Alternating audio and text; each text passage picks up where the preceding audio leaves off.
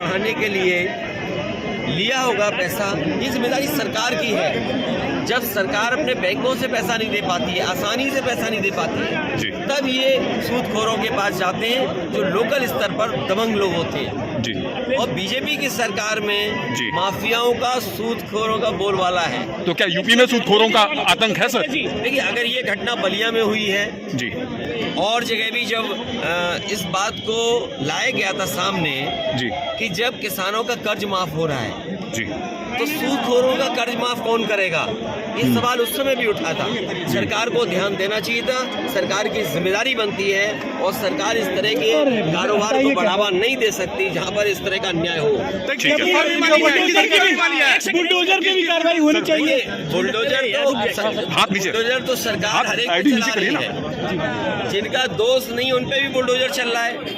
और अगर बुलडोजर नहीं चल रहा है तो इसका मतलब ये है कि वो बीजेपी से उसके लोग मिले होंगे, क्योंकि जो बीजेपी के लोग हैं उन पे बुलडोजर नहीं चलता है। आपको मैं तमाम उदाहरण दे सकता हूँ। सरकार ने अन्याय करके बुलडोजर चलाया है जी, जहाँ पर कानूनी चीज थे उस पर बुलडोजर चलाया जी। और यहाँ पर बुलडोजर क्यों नहीं चल रहा? क्योंकि इसलिए नहीं चल रहा है, बीजेपी के लोग होंगे, बीजेपी की सरकार है तो बीजेपी का ही बुलडोजर है, वो सरकार का न्याय दिलाने का बुलडोजर नहीं है, वो बीजेपी का बुलडोजर है। अगर बीजेपी का बुलडोजर है तो बीजेपी अपने लोगों पर कैसे बुलडोजर चलाएगी?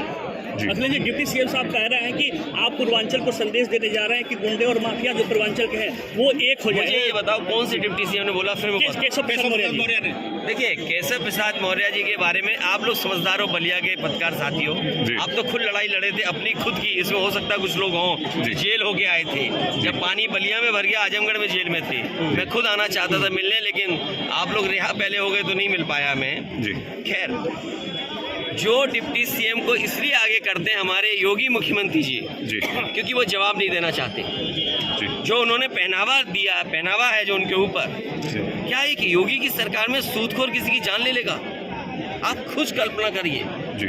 ये जो योगी सरकार है, खुद वो मठ के पीठाधीश मठ के सबसे बड़े पद पे बैठे हुए हैं, उनकी सरकार में सूदखोर जान ले रहा है, तो ये कहाँ का न्याय है? और जो डिप्टी सीएम को इसलिए आगे किया जाता है, लड़ाई बड़ी है, 5000 साल पुरानी है।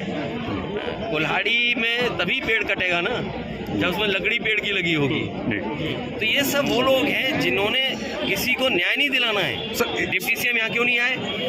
मुझे याद है बलवंत सिंह कस्टोडियल डेथ हुई उसकी, परिवार से मिला हूँ। मेरी सरकार से मांग है कि उनकी पत्नी पढ़ी लिखी है, आईडी नीचे करिए ना, नौकरी मिलनी चाहिए, सरकारी नौकरी मिले, परिवार की 50 लाख रुपए से सरकार मदद करे।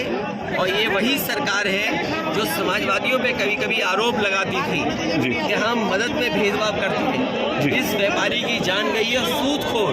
तो बलिया जैसी जगह पर इसकी, बलिया की पहचान दूसरी है, यहाँ क्रांतिकारी लोग रहे हैं, ये समाजवादियों की धरती रही है। वहाँ इस तरह का अन्याय केवल एक परिवार नहीं है, इसके अलावा 2 परिवार और मुझे मिले हैं जिन पर इसी तरह का कर्ज लिया, और जो कर्ज देने वाले सूदखोर हैं जो सरकार से मिले हुए हैं, बीजेपी से मिले हुए हैं, वो लगातार इनके ऊपर अन्याय कर रहे हैं, जबरदस्ती वसूलना चाहते हैं। जितना पैसा दिया है उससे भी कई गुना ज़्यादा वसूलना चाहते हैं। सोचिए, अगर 1 रुपए लें और 100 रुपए वसूला जाएगा तो क्या व्यापारी खुशहाल होगा?